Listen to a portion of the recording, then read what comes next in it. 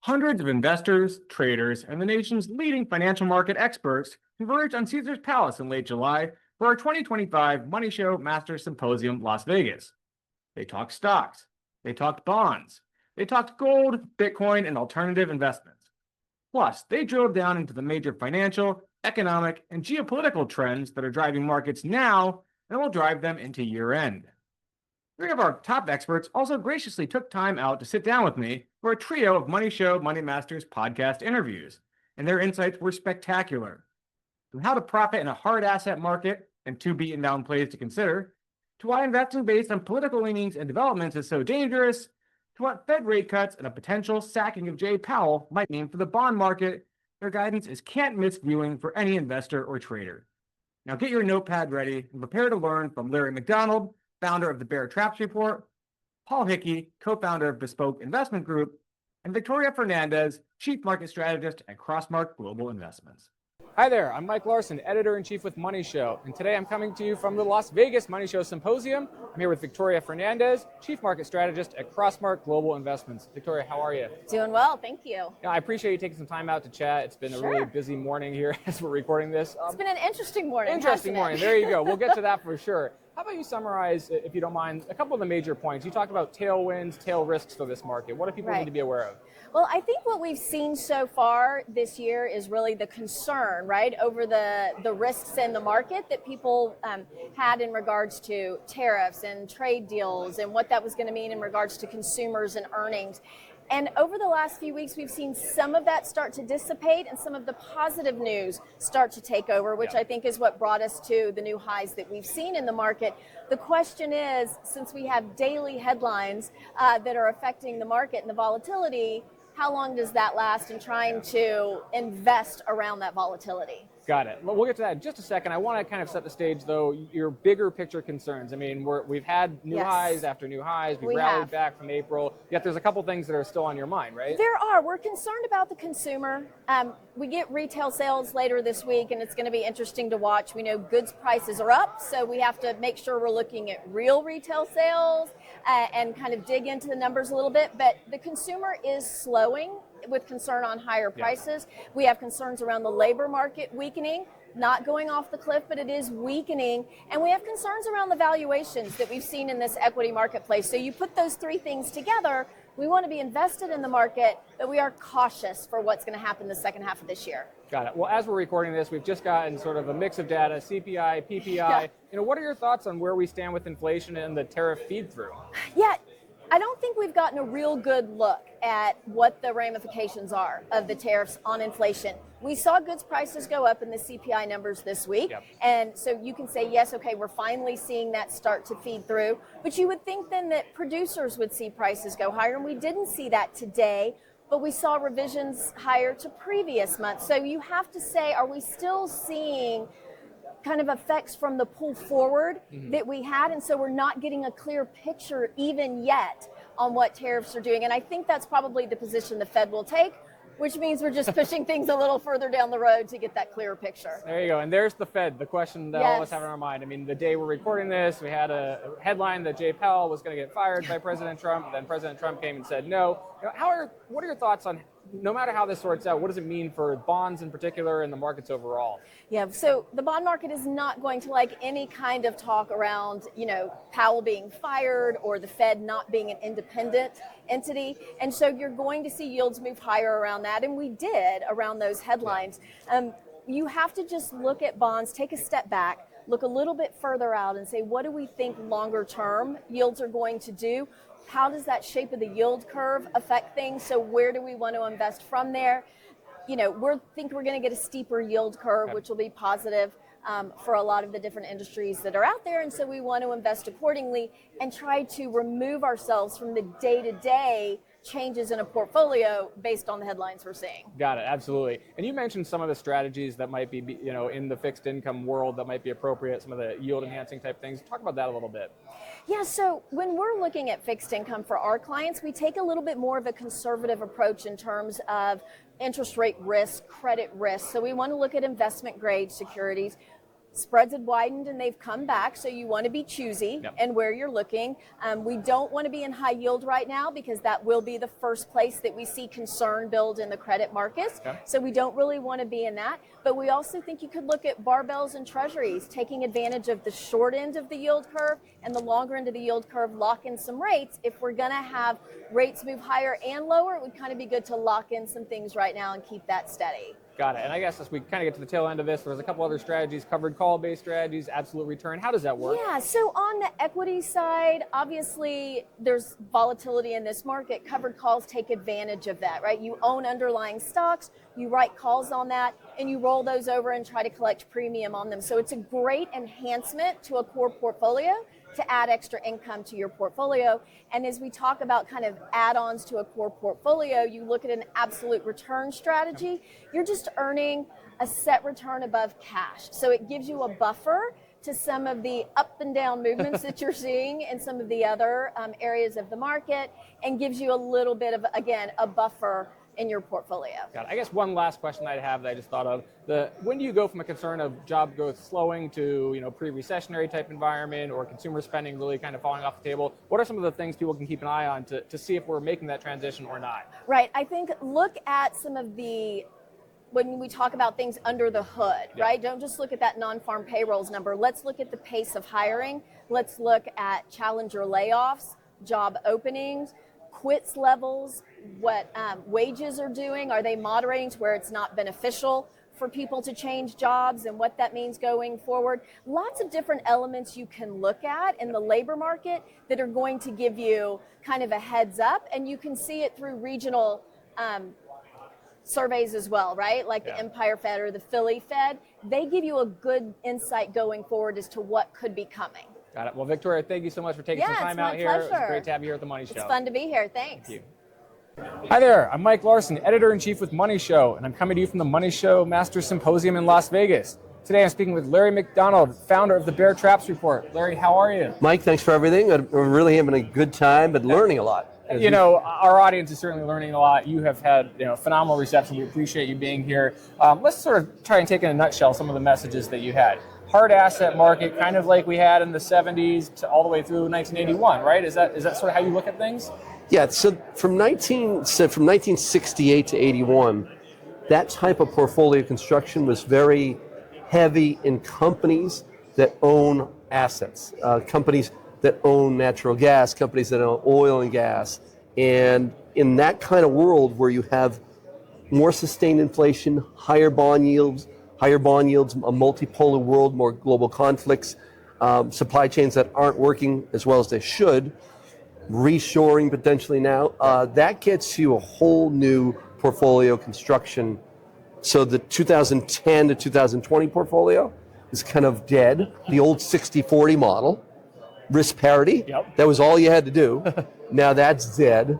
And now you're looking at 30-30-40 stocks, bonds, commodities. Okay. I found it very interesting how you compared, though, what portfolios really actually look like now to probably where they should be, and the market cap of Nvidia versus all these other sectors. Talk about that a little bit. Everybody is very tech-centric in thinking, right? It's such a disservice, the tech industry right now, because the analysts have these price targets and they have these growth projections. But no one's doing the math. Like, if Nvidia is going to grow at that trajectory, they need a lot more power. They need a power grid that can support all those data centers. Stephanie Link spoke at great length about the amount of data centers that are coming on. So those data centers are being supported by the hyperscaler CapEx, and all that means is Microsoft, Facebook, all those potentially trillions of dollars of investments. That needs to be supported by a strong foundation infrastructure, and that's copper, that's natural gas, that's uranium. So in our view, just think of natural gas. Okay. The top 3 holdings in the FCG ETF, which is your natural gas companies, Frank, Charlie, George. That ETF, the top 3 holdings are only worth $250 billion, whereas Nvidia is worth $4.1 trillion. Right. So it's like everyone's in the same trade, Nobody's looking at the infrastructure trade. That's where the money's going to be in the next decade. Got it. And I think you brought a parallel, to sort of the .com situation, right? Global Crossing was a name that came up. Global Crossing, Cisco, back in the 90s, for people, for youngsters, everyone was in these crowded trades. Yep. And it was, what's fascinating, the companies that actually did the best, like companies like Google, Facebook, or Match.com, dating websites, right? These were the companies that were the 10, 20, 100 baggers, right? Whereas the companies that were the most well-known and the most heavily trafficked and the most that were kind of the most you saw on CNBC, a lot of those went to zero. Not saying that's going to happen now, but the crowding of the trade, especially with passive investing, the crowding of the trade is pretty dangerous right now. Got it. Let's pivot to a couple of the other topics you talked about, the interest rate market and what's going on there, some of the SLR races. There's a lot to unpack, but briefly, how do you see the interest rate market evolving, and how do you see sort of the Trump rumors and all that stuff, or excuse me, the Trump and Powell rumors and all that stuff playing out? So this Liz Truss moment, and I'll explain what that means, but that fear has been well advertised. So Ray Dalio has been out there with that, Paul Tudor Jones, Jeff Gundlach, and I love all three of them. But it's well known that we have this moment later in the year because the debt ceiling, think about the debt ceiling. We hit it in January, February. So there's no new debt issuance from January to now. So now the United States Treasury Department, led by Scott Bessent, he has to catch up. We calculate that catch up is 1.5 trillion of issuance between August 15th and the rest of the year, 1.5 trillion. It's about 600 billion more than last year. So that's a tremendous amount of issuance. And what Bessent, and remember, Bessent's talking every day to his old friend Stan Druckenmiller. And Stan they work together at Soros. The good news is we have a team at Treasury that is world class. The interesting part of this is what they really want to do is financial repression. And all that means is force the banks to buy more treasuries. Right now, bank treasury ownership, and I should have said this on stage, bank treasury ownership is 2% less than it was in 2014, 15, 16. Okay. So if the banks own 2% more treasuries, that's a big, we calculate it's close to 300 billion of buying power, but it's over the next couple of years. But once again, if they force interest rates below the rate of inflation, that's called financial repression, then your hard asset type companies, your commodities really start to outperform. Got it. And you had one other point that you made about the dollar. I mean, it's been in the dumps all year, but you may be seeing a little trend that might be worth paying attention to here. Right, and thanks for bringing that up, because what's happening is because of that treasury issuance that is 600 billion more than this time last year, that means we're going to be issuing a lot more T-bills. So the 6-month bills, the 1-year bills, the 2-year notes, right? If they do that, then what they're going to do is our yields are going to be higher than the rest of the world in the front end of the curve. And all that means for people watching us right now is those yields, those higher yields are going to suck money into dollars. So the probability that we have a counter, and you and I talked about this recently, the probability that we have this counter trend rally in the dollar is very high. Parting advice as we head into the second, with the second half of the year has just gotten started. People want to maybe think big picture about hard assets. Anything else they should be looking for in the back half of this year, maybe? One thing is different types of commodity plays. Lithium, for example, coal. These are like the coal sector had the election play, right? And a lot of these Trump trades got really bid up. And then they've gone through a massive capitulation. The coal stocks and the coal ETF, the COAL ETF, companies like Core Natural Resources, CNR, trading at like free cash flow yields of 10, 15%, great risk reward. The coal stocks, that's a place where we're seeing money go back into, and then lithium. The lithium names were destroyed by the Green New Deal because the Green New Deal told us in 2021, that theory was that EV penetration was supposed to be here by now. So that created a colossal capitulation across the entire lithium space. And so it's battery power. But now you've got all kinds of emerging technologies. You've got solid state batteries. EVs probably catch up over time so that means you're going to have a lithium revival. Got it. And so that's your ALB equity and things like that. Awesome. Larry, thank you so much for taking time out here. Really appreciate you Thank you, coming to Mike. join us in Vegas. Appreciate it. Excellent. Hi there, I'm Mike Larson, Editor-in-Chief of MoneyShow, and I'm coming to you from the MoneyShow Masters Symposium, Las Vegas. Today I'm speaking with Paul Hickey, co-founder of Bespoke Investment Group. Paul, how are you? I'm good. Thanks, Mike. Thanks for having me here. Great conference here, and I'm just happy to be part of it. Absolutely. Glad you could join us. So much going on in the markets. It's so funny. I had some remarks prepared, and then 2 minutes before I go on stage, Powell might get fired. I'm like, oh, geez. So talk a little bit about this market and the volatility. I mean, how do you approach that as an investor when you've got these headlines that just kind of come out of nowhere? Yeah, I think that's the way it is with President Trump. You always, you can never have a canned speech or a canned presentation because things are always going to change. And what our approach is it's such a different atmosphere than what you saw in the last administration or a lot of other administrations.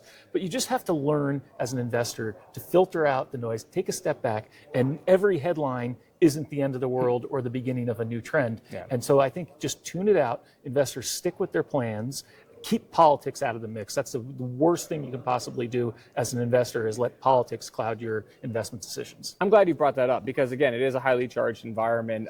If we look at some of the developments that potentially could happen out there, trade and tariffs, deals, no deals, what are your thoughts on the big picture? I mean, where do things stand after this big rally off the April lows? Yeah, so it's been a big rally off the April lows, but it was a big decline to those April lows. So it's a lot of, again, sound and fury signifying nothing. The tariffs are, that was a major concern in the spring, but I think the market's come around to the point that President Trump isn't just going to tank the economy for the sake of tanking the economy, and it's just a matter of putting out some maybe outlandish levels to try and get something back in return and meet somewhere in the middle. Got it. Let's talk about some of the things that have been implemented in policy, the big, beautiful bill and all of that. What do you see as the economic and market impact of some of what's actually already moved through the pipeline? So I think in that respect, it's a positive. It's a lot of it is just keeping the status quo of what we had. The expensing of capital expenditures, that depreciation, that is a positive. But I think the market is starting to realize now and focus more on the benefits again of this Trump presidency. Yeah. It was deregulation, lower taxes, and we're back into that. We forgot about that for a while with the tariff talk. Got it. And when I looked at some of your work from earlier in this month, you talked about how there was sort of laggards to leaders or temporarily where some of the people and groups that have been left behind, stocks that have been left behind, were starting to pick up a little bit. Are you still seeing that? Do you think that's going to be a new trend? What are your thoughts there? I think a lot of that is beginning of a new quarter. You tend to see a reversion of the mean. So you saw some of the things that had done well, people start to take profits, rebalance, get things back into, the correct weightings. I think, you got to stick with what's been leading. But I think another thing to remember as an investor is don't necessarily focus on the front page stocks. The front page stocks are there, and they're there because the good news is already reflected in them. And these big stocks, look for the leaders of tomorrow. And I think what you want to do in that respect is don't pigeonhole yourself. Everybody focuses on tech. That's the way to go. But just over the last 25 years, the 6 best performing stocks in the S&P 500 were from 6 different sectors. So they can really come from anywhere. Yeah. And given that's the case, what sectors, I guess starting from there, are is your work showing as relatively attractive at this point? So the industrial sector has been our favorite sector coming into this year on the premise of lower regulation, getting projects off the ground faster. So that's a sector we continue to like, onshoring of manufacturing to the country. That's one sector. But then looking within individual companies where we're starting to see companies use AI for the benefit of their business to, increase margins and be more productive. But, in the aviation sector, you look at the drone companies, when you think about, we're also focused on driverless cars right now. At the same point, we're going to get to a point where why would you need a pilot in a warplane? If you can just judge it all by remote, and the technology is so good right now. So that's an area where we've had a lot of names that we focus on. But again, looking across the whole market for companies benefiting on a sector by sector level. Got it. You brought up AI, which obviously has been a big topic here at the conference. People have been suggesting plays and ways to profit from it. Your thoughts on the comparison between that and .com era? Is it completely different? Is it something we should be concerned about, a bubble, or no? I mean, over the last couple of weeks, you've seen some froth in stocks, but again, what we do is we look at ChatGPT and the launch of ChatGPT in 2002 as what it did for AI to the masses, as what the Netscape Navigator did in 1995, bringing the internet to the masses and opening it up.